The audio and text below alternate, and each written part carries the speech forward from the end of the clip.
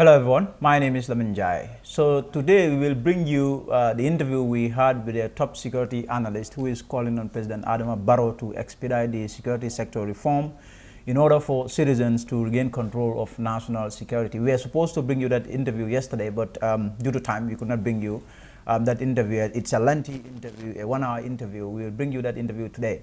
But first of all, I will start with the papers. I have the point and also Foria. So let's look at what the papers are reporting on today. The point lead story is saying UDP is behind 3 years Jatna. That's a quote there. We will see who is saying that. My vows to represent 3 years Jatna in court if. Also, police mention 3 alleged witches at GPF. That's the Gambia Police Force there. Also, court rules against arrest of TRR Executive Secretary. So, and now to the stories. Ibrahima Soriba, the Secretary General of Gambia for 5 years and peace building, has accused the United Democratic Party of being behind the 3 years Jatna, a group that is calling on President Adama Barrow to step down at the end of 3 years. Also, police mentioned 3 alleged witches at GPF.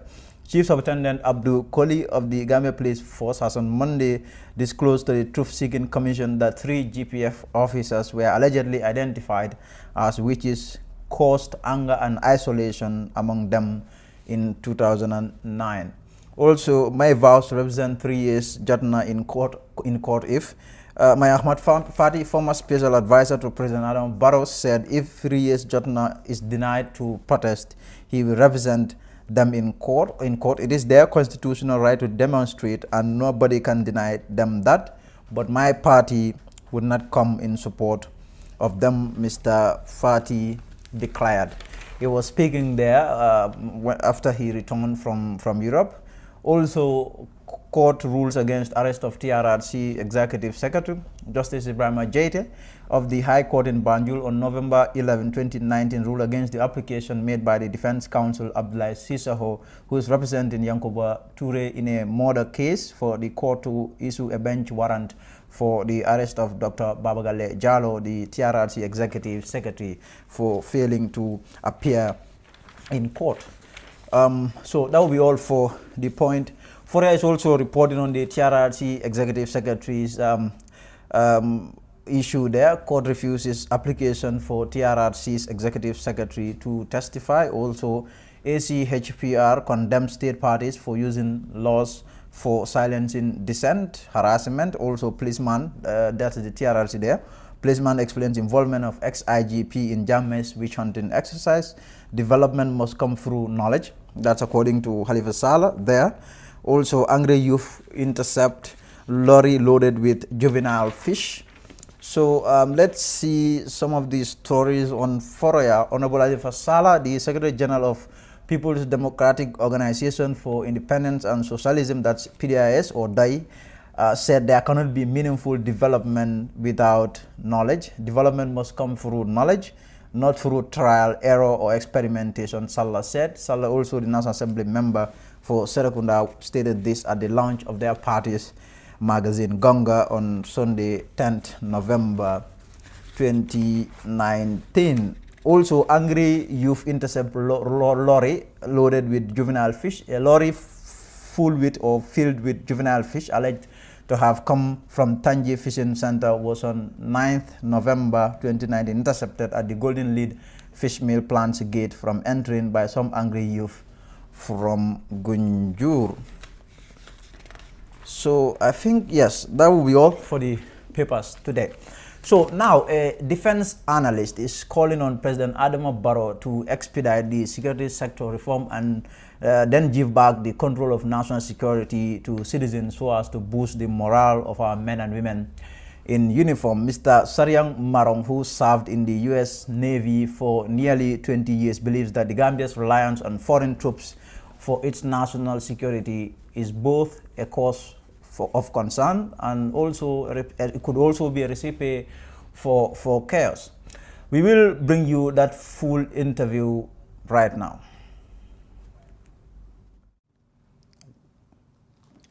Hello there, my name is Lamin Jai. So today I have Mr. Saryang Marong. Mr. Marong is a security expert.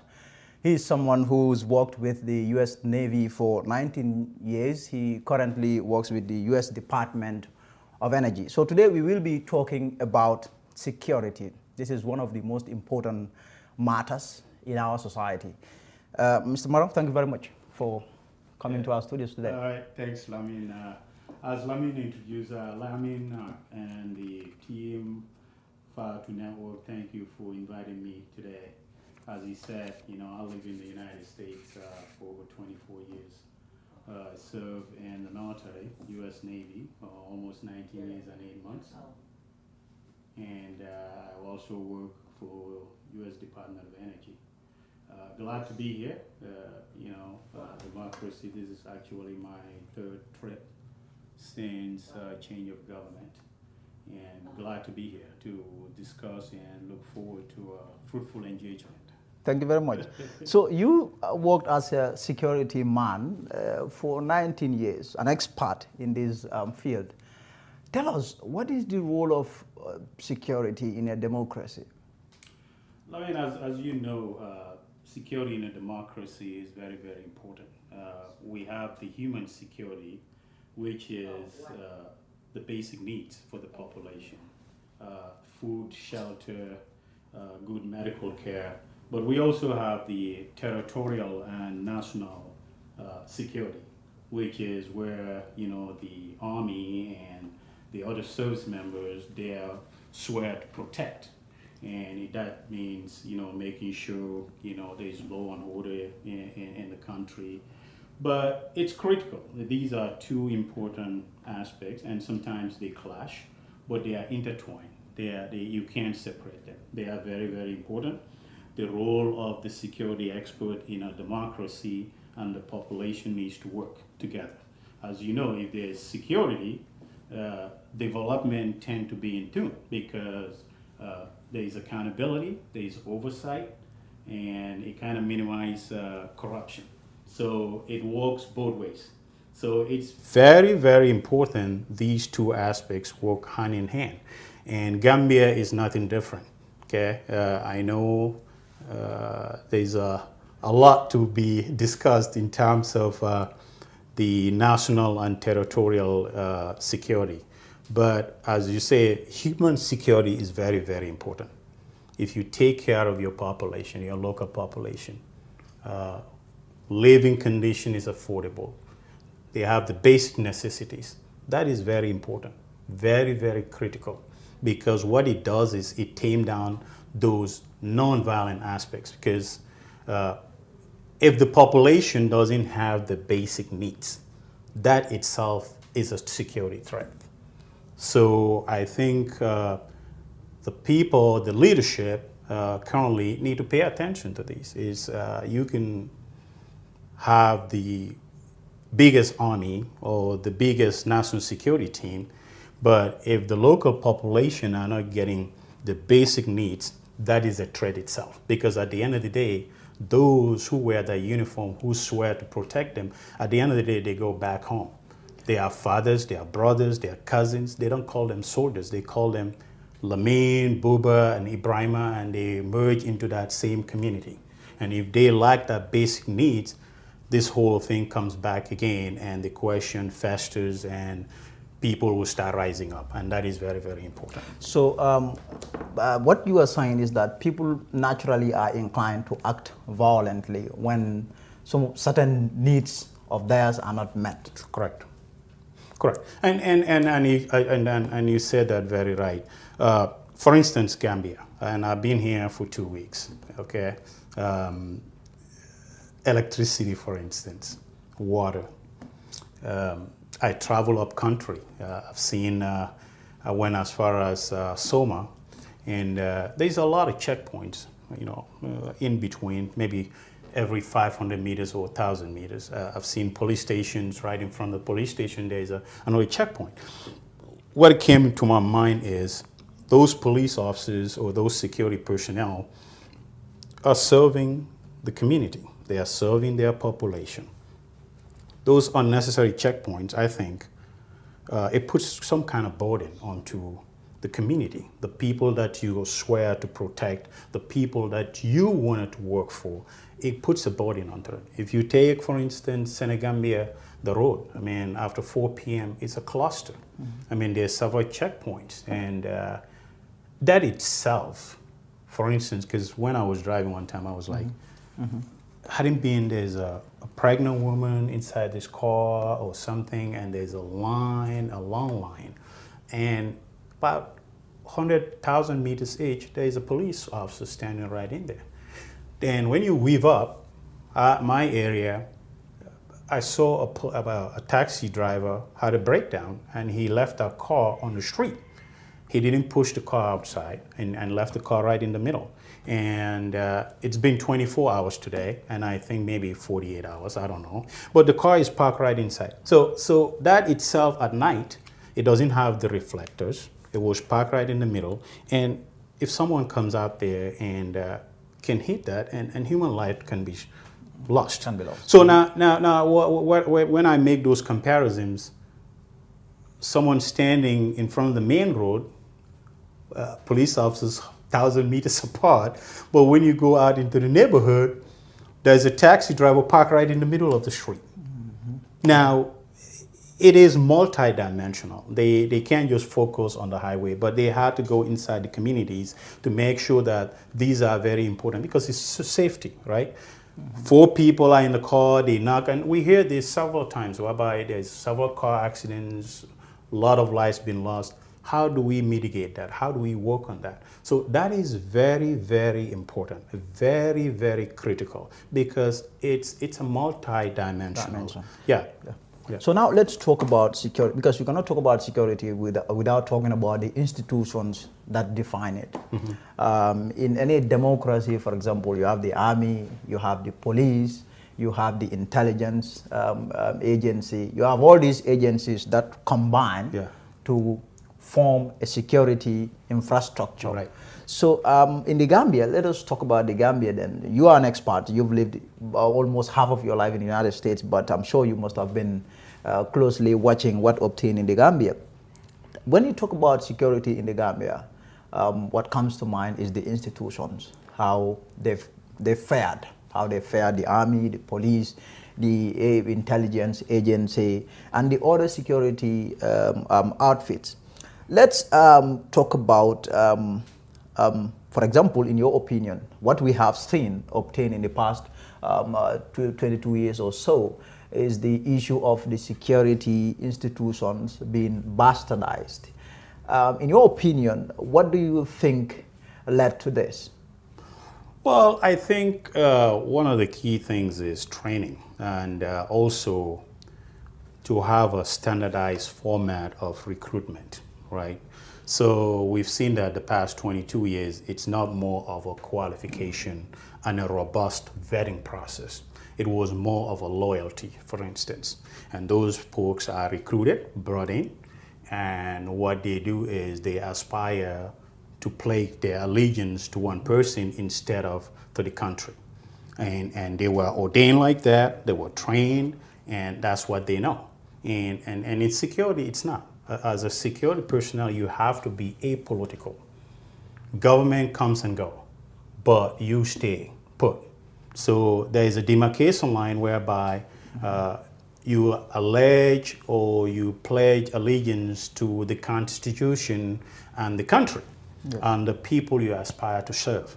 So our problem is we've recruited people. Absolutely. 22 years ago, there was absolutely no standards, right? There was few standards when they go through the Army officer candidate selection process. But the bottom people line, the folks who are actually soldiers who go door to door, you know, the standard was very, very low.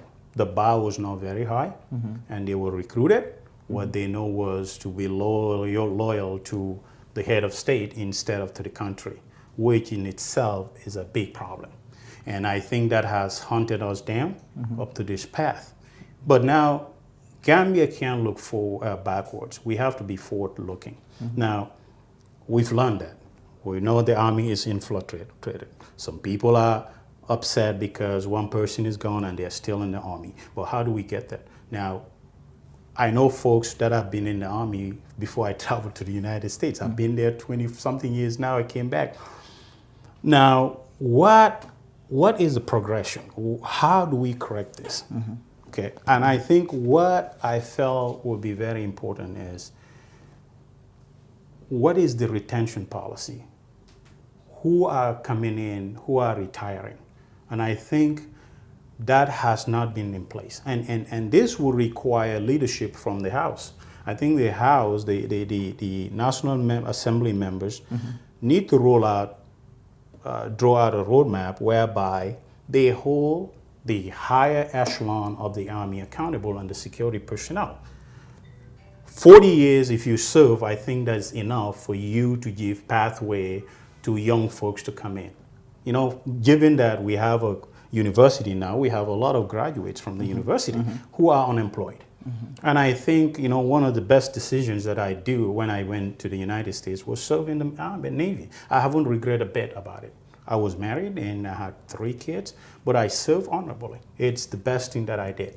But, you know, you have to encourage the young folks. I mean, I hear them talk about reforms. They talk about all these great things. But if you have the same people in the same position for 40 years, that's not going to change in a day or 2 or in a month or 6 months, despite they go through a robust training process. I think they have to give pathway to the young and dynamic to change the whole status quo. You are largely talking about the military there, the army.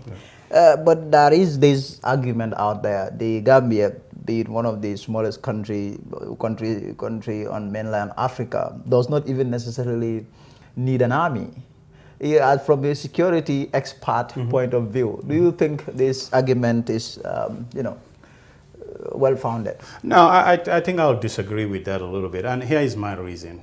The army is not instilled just for, and I think the sentiment is coming from the 22 years of how the army operates and how the security, both the army and the paramilitary and the intelligence setup, how they operate and engage the population. For instance, in the United States, the army is just not out there with guns and swinging. We participate in community outreach.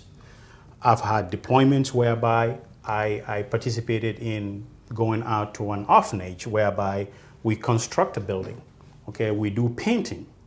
We go to a charitable organization, we cook meals and serve those folks who are, underprivileged, right? So I think what Gambia needs, especially right now, where there's so much deficit as far as trust, relationship building between the security sector and the main population, I think they should try to build it. And for instance, the civil engineering corps, right? The civil engineering corps comprises of like construction, electricians, and everything else. U.S. government cut down a lot of money through getting those civil engineering corps to do construction. So like Gambia, for instance, I heard a couple of weeks ago, the Minister of Works was talking about Gambia doesn't have money, but they had a contract with a company here, and that money was loaned out. I mean, the civil engineering corps, if we have a robust civil engineering corps, it would have cut that cost down, and it would have built those infrastructures for the government. That's what you use for. So the army is just not out there to go for war. You can use them for different aspects.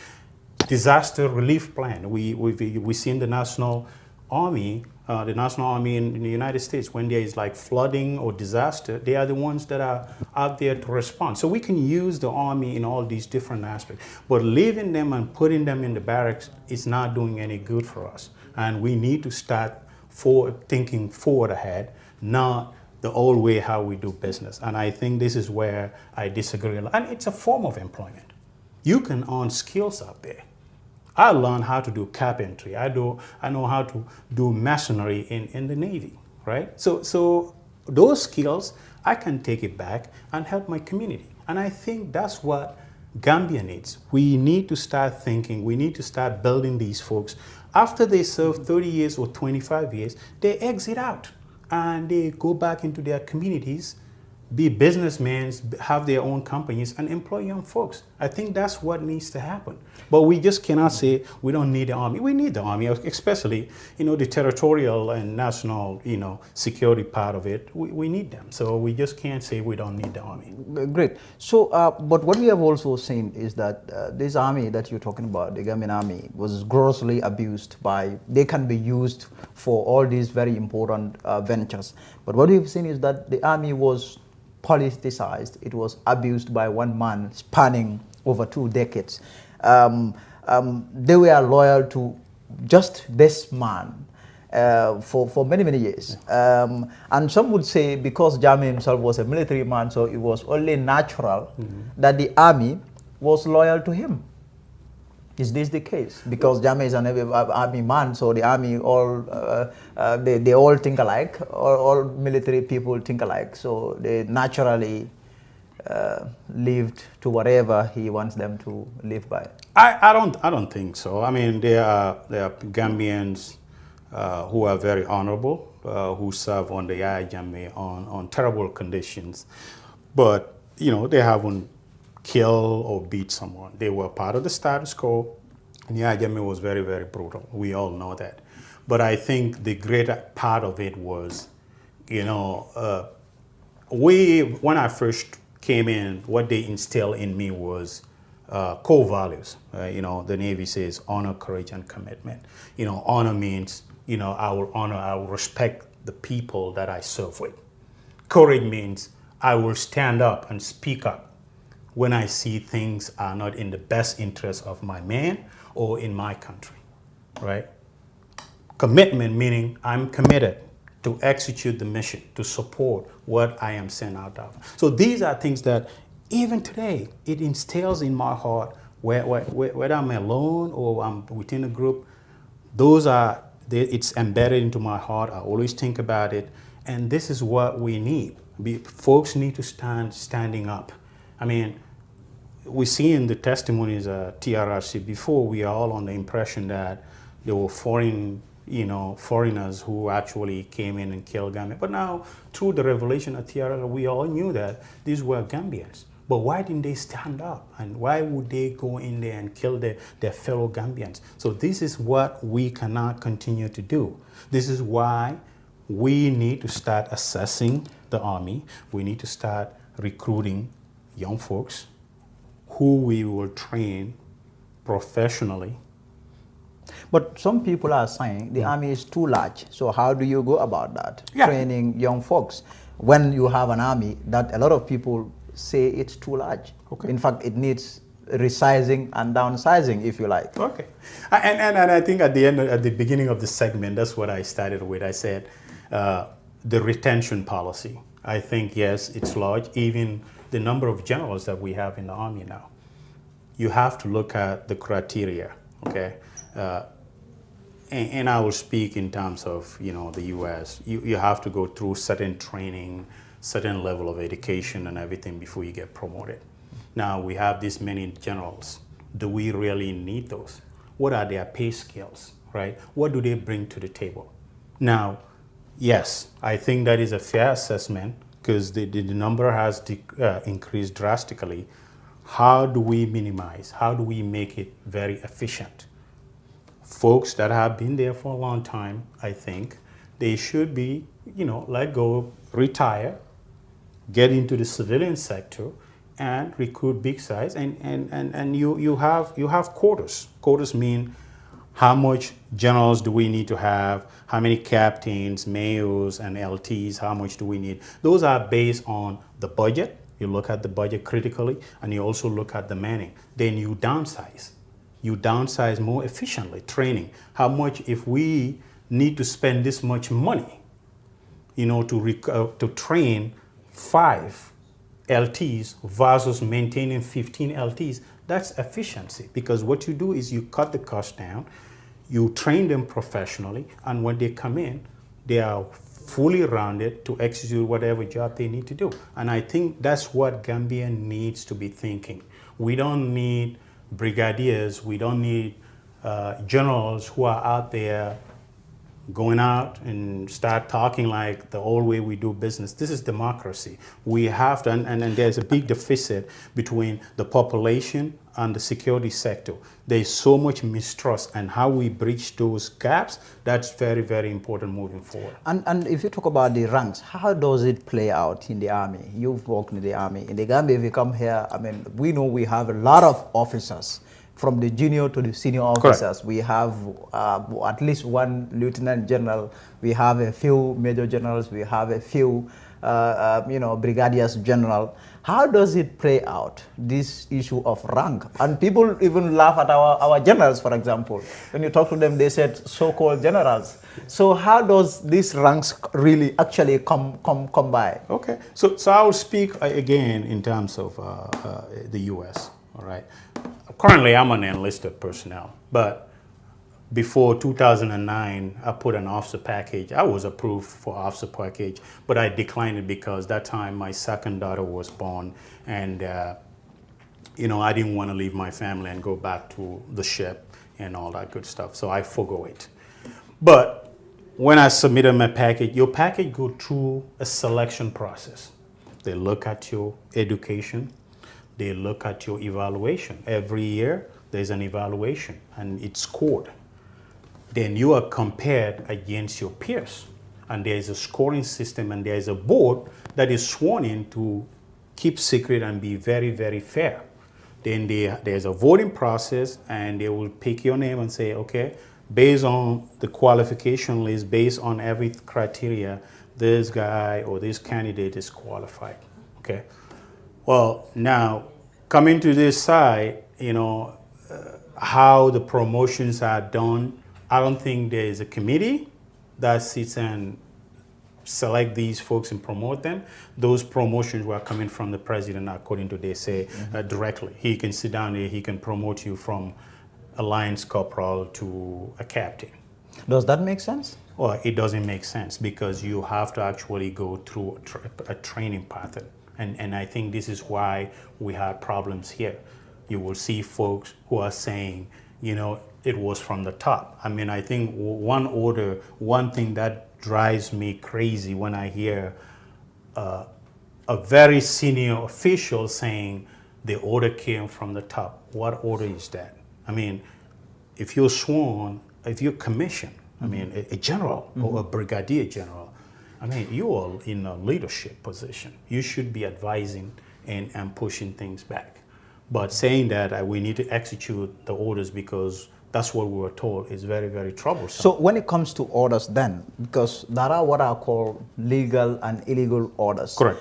But then sometimes the army in the Gambia, for example, if you look at those who testified before the commission, for example, would tell you at the time of them executing or implementing the orders that were given them, they would not even know whether these orders are legal or illegal. Or some would go to the length, to the point of saying that in the army, there is nothing like legal order. Whatever order that is given to you, you ought to implement. Is this the case? No, there's illegal orders. I mean, there's illegal orders, and even in the United States, there's illegal orders. So, I mean, the systems are different, but you have to set those parameters. You have to set a transparent environment. Because, for instance, one of the brigadiers, I'm not going to mention any names here, but I watched the testimony, and I was very troubled by the way he presented the case and also how he lined up his thought process. And the word came out that it came from the top. It was, we don't know. What I'm troubled by, if someone actually, a fellow citizen at night, if you are the head and they tell you to go arrest him or take him somewhere or even beat him up, first of all, beating someone or torturing him is illegal. That's the point, irrespective of who the orders came from. Those folks, they could have done it. They could have run away. They can do that. I mean, if they feared the president would, there's an adverse reaction from the president, they could have run. They could have let that person go. They could have done all those. Those are leverages that they could do. But they execute the orders, and they're saying, we don't know whether those orders are legal or illegal. I mean, if they tell you to squeeze a trigger and kill someone or kill a fellow citizen, that is illegal in itself. And I think this is where I think the selection of the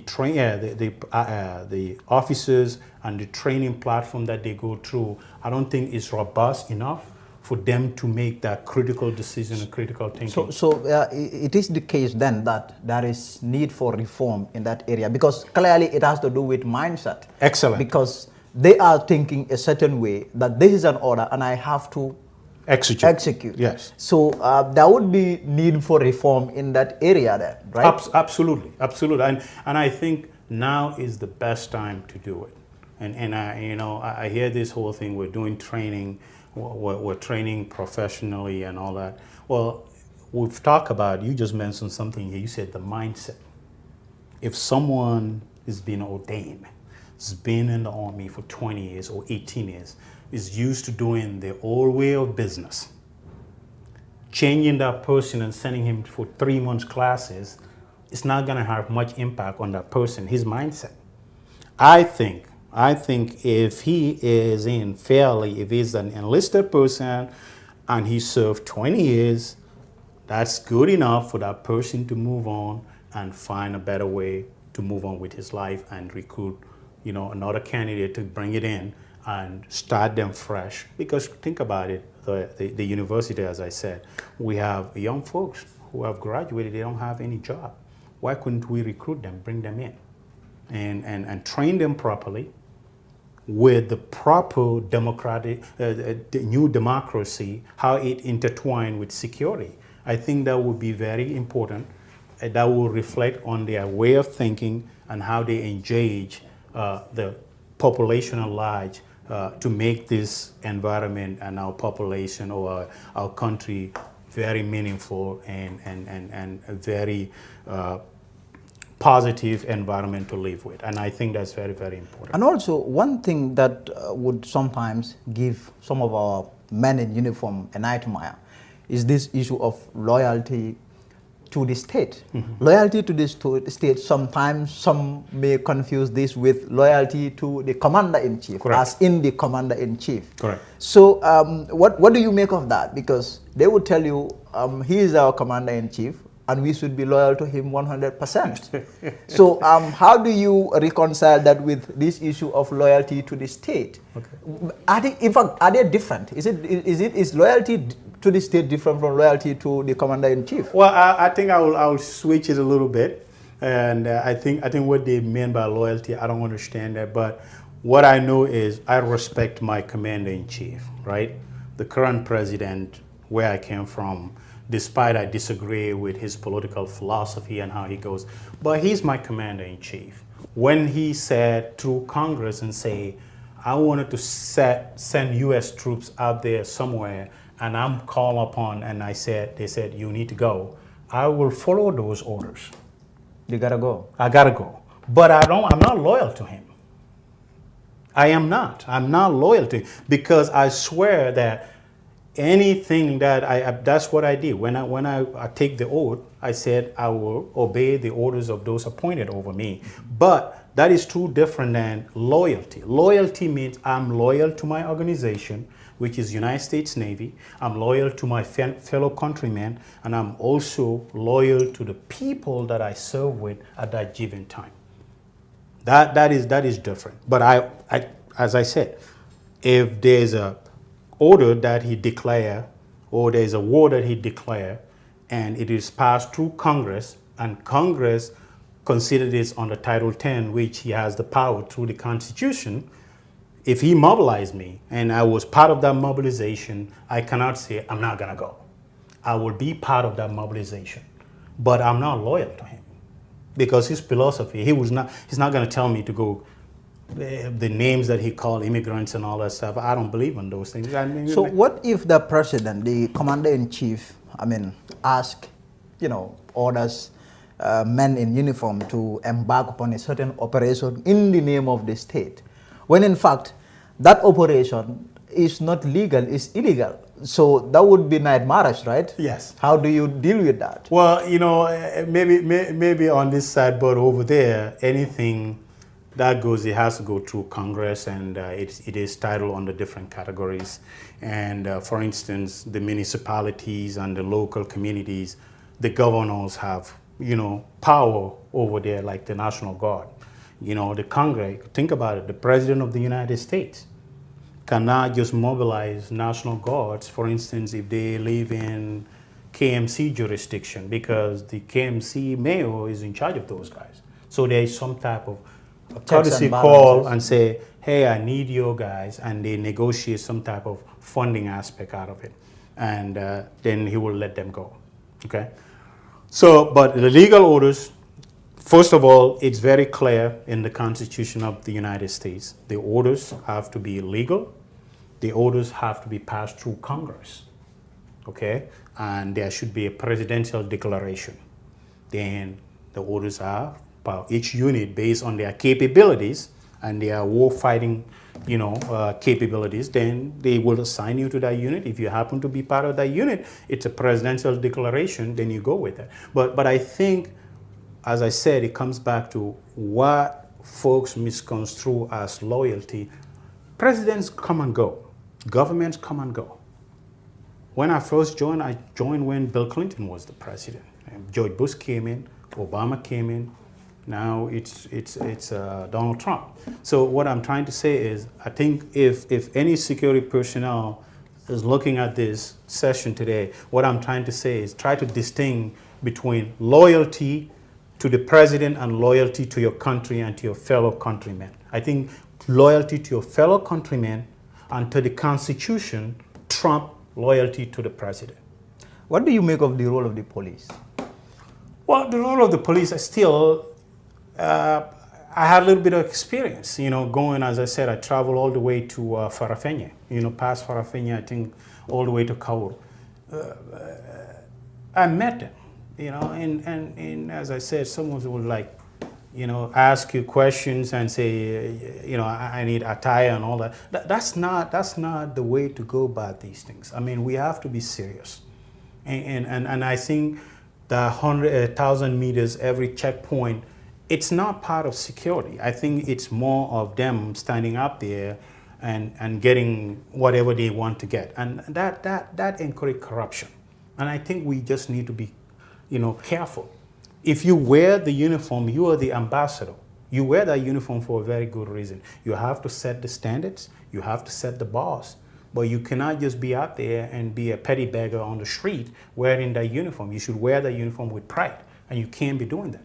You know, I mean, 1,000 meters apart, you come to a police station, 1,000 meters apart, there's a police officer there. I mean, what does he do? I mean, he's standing out there. Where's your insurance? He knows it. You know, where you going? Unnecessary questions. I mean, and the cars are lining up. Why couldn't you ensure that free flow of transportation? Because all those commercial vehicles, they have passengers. They pay money to go from point A to point B. What does it do, even if you're not checking that vehicle or you're not talking to that driver, but you had a checkpoint and you're delaying traffic, smooth flow of vehicles and goods? I mean, it's all intertwined. I mean, that's why I said it's part of national development, because if you don't delay, if vehicles, goods are flowing in different direction, the roads are good. Now it doesn't take you that long to get to Soma. I mean, maybe that driver can come back, he pays taxes, you know, he pays his insurance. Why would you delay him? For one person who is swear to protect them and execute his job in the most professional manner. And I think that's what I've seen, and I think we all need to work on that. And I think the police high leadership owes the Gambian population. There's way too much checkpoints. Even the most developed countries don't do that. They don't have that. 1,000 meters apart, having checkpoint for what? They come down and one person asks you, okay, go. The other person stop you. Do you have your insurance? Do you have it? Well, that's part of it, I understand. But I think if there's a police station 1,000 meters apart, there shouldn't be no checkpoint. I really, that's my feeling. And when you go out in the streets, you have cars parked everywhere. They need to get out there on the streets and then make sure they have a policy whereby If you leave your car unattended for more than 24 hours, it needs to be towed. It needs to be moved away. Because people are getting killed because vehicles are parked overnight. It's dark. There is no reflection. Someone might be overspeeding with his own family. Come in and knock it out. They got killed just because someone is irresponsible. Or someone is out there, bunch of police officers on the street, doing checkpoints 1,000 meters apart. I think that's very, very unfair to the community. So the Gambia's security life changed, whether for good or for bad, that's anyone's guess, changed in 2 years ago, 2017, we had a new dispensation, and then now we have a new government that is trying to rejig or reshape everything in respect of the country's security. Mm-hmm. Now, it's been 2 years, and then what much we have known is the issue of reform, security sector reform. Correct. A lot of people are saying that, well, this reform is coming quite slow. But what do you make of the reform process of the government of President Adama Barrow? So, I watch a couple of sessions. Where the national, I think, is it Perspective on GRTS? I think that's the program. Yes. I know there was a document that was a draft, yeah. And it has the theory part of things. You want things, a textbook aspect of how you want the security sector reform. Yes. But now, how are we measuring that? I think that's where my question is. And I think also I'm concerned that this should be more of a partnership. There should be forums, and the National Assembly is a big part of national security reform. Mm-hmm. They should be part of this from the very get-go. So that I haven't seen in their discussions. I haven't seen a national security member, National Assembly member who is part of a subcommittee that is tasked of working with implementing the security sector reform. Because here goes, Lamin. Security sector reform, it comes back to the question where we said, how many generals do we have? How many reforms are we downsizing? How much do we spend as far as their salary, mm-hmm. as far as their feeding, mm-hmm. Accommodation, how much are we spending on all this? Because we have the 1st Battalion, and we have the 2nd Battalion, we have the 3rd Battalion. How much are we spending? I mean, what is the progression timeline? Folks who need to be promoted, how much money are we spending? How much are we forecasting in the next 4 years? What is our budget in terms of national security? I haven't seen those discussions. How much people have we afforded to send outside on studies? Mm-hmm. What qualifications do they have? I think those are very, very critical. And what is our timeline? What are we planning? How many recruits are we planning? Are we downsizing, or we're just adding on top of what we already have? When I think we need to move away of increasing our numbers, but downsizing and make the army more efficient, training them professionally, both in terms of technology. We discussed the civil engineering corps. I think Gambia government should look seriously into recruiting competent officers and sending them to pursue civil engineering. Because I think what it does is we have loans, we have debts. Every time we are going in debt. I mean, the Banjul project that and I said I will use that as my punching bag, because the money that they spent on that, and they were saying, you know, the contractor, they didn't even pay the contractor and all that. I think Gambia Civil Engineering Corps could have been very helpful. I went on 2 mobilizations, yes. One to Djibouti and one to Kuwait, whereby I was embedded with Navy CBs. So Navy CBs are the construction structure of the Navy. What they do, they build bridges, they build huge infrastructures. We are involved with both sea and land operations. So in essence, the military folks actually will go in there and knock out a big farm and build, you know, structures that are permanent, and they are world-class structures. They do that around the globe. That's what we need to start thinking and downsizing.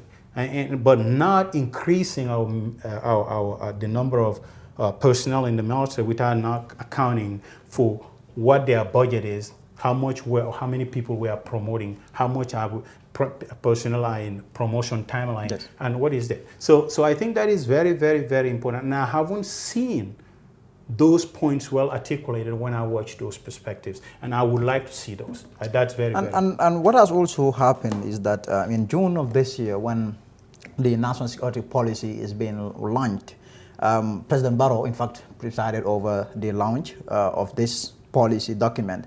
And at that event, this is what he said.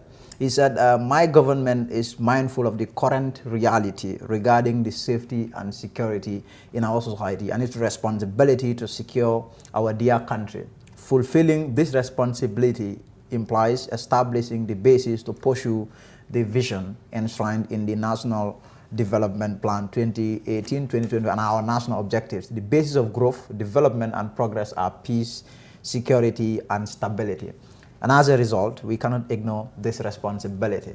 It looks like there is a lot of political will already, yes, on his part. Yes. On his part. So now people are saying, but where is the beef? Where's the beef? So what is happening then? Yeah. So here again, the political will is there, but now what is the actual execution part? So it's the planning stage, the initiation, the planning stage, but the actual implementation, execution and implementation, that is what is critical in this. And those key elements cannot be missing in a very serious on a democratic process. Does it have to do with putting square pegs in round holes? I think so. You might call it that. You might call it that. But I think the other aspect is you can draft the document. That is important.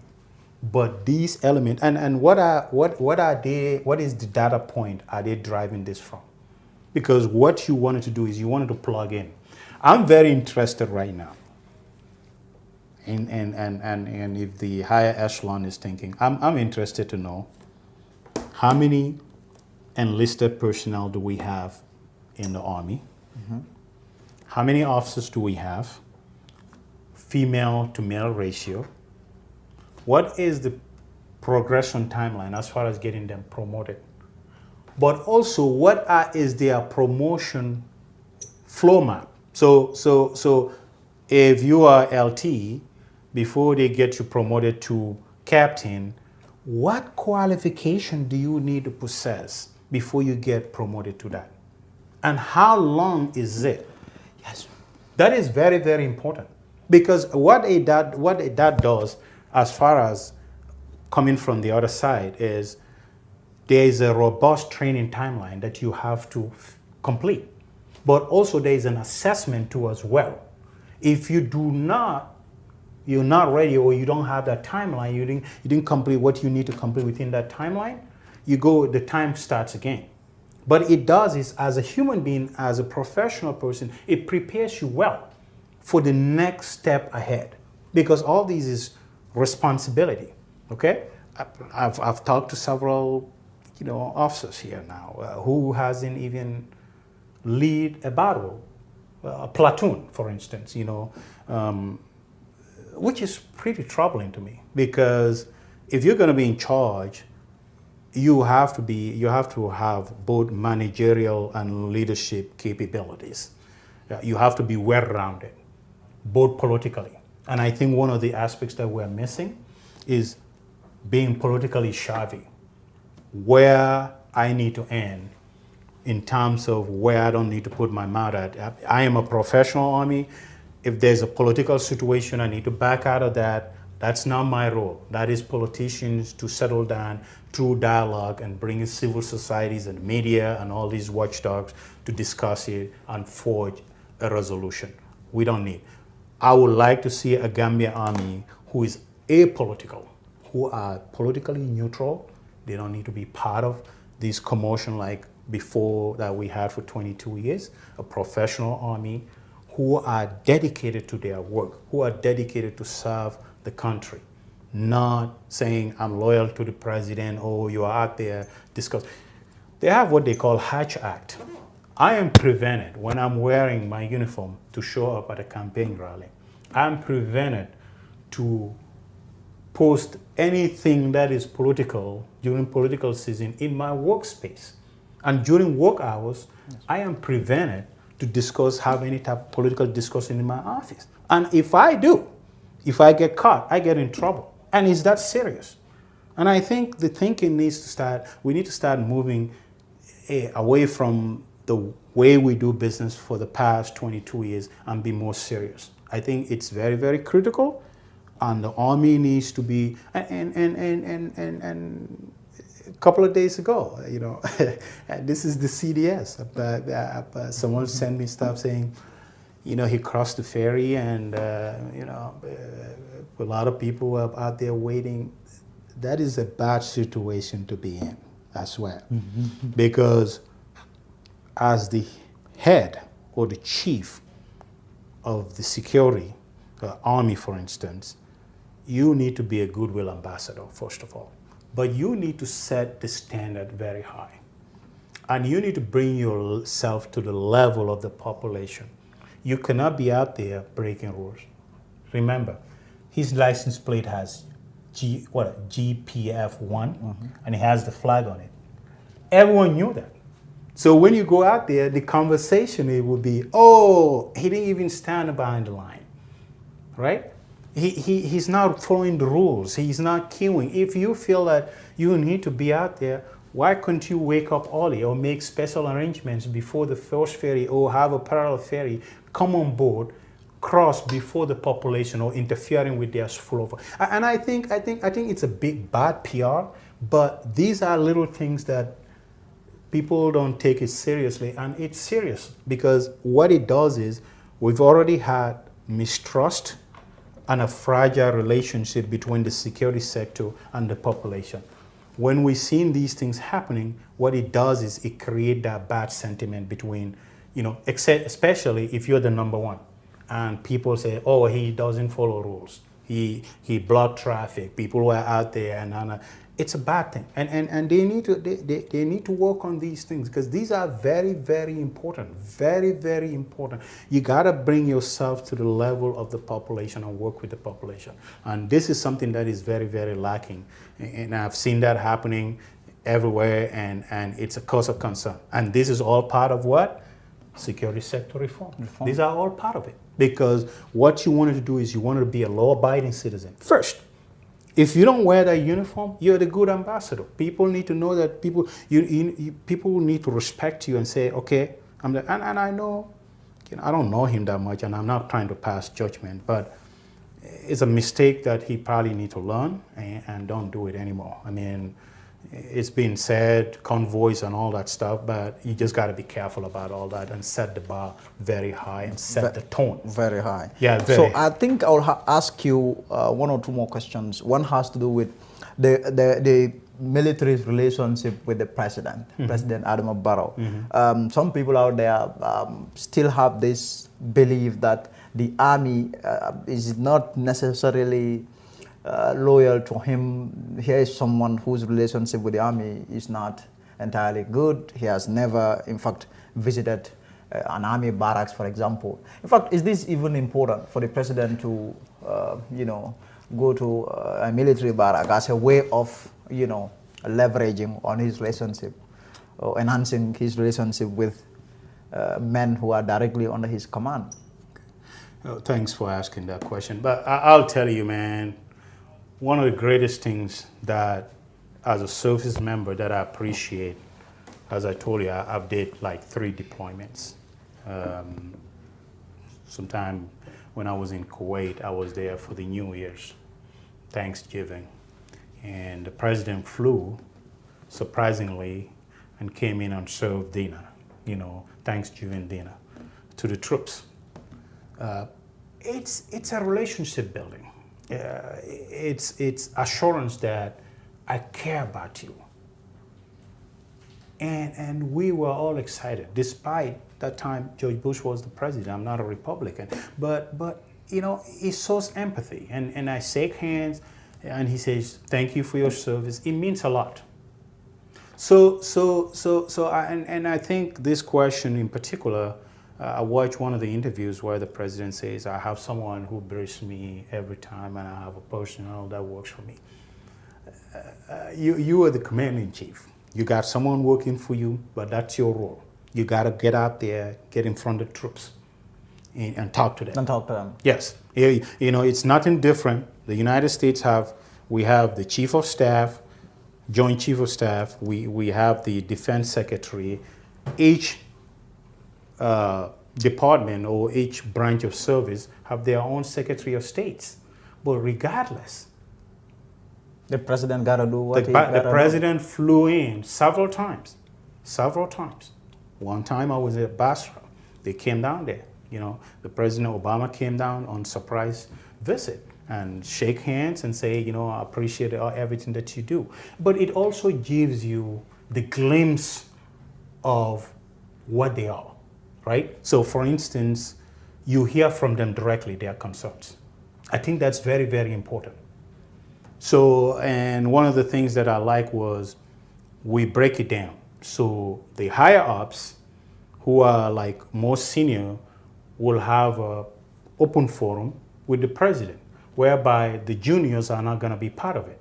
So the juniors have, you know, they are free to air out whatever grievance they have, whatever concerns they have through their commander-in-chief. And the commander-in-chief takes that very seriously and take it on board, take it to the Pentagon, and take it to the secretary of that particular armed forces and have a dialogue and say, how can we correct this? Obviously, the troops are out there. They're not happy with this condition. How can we fix it? And we need to fix this as soon as possible.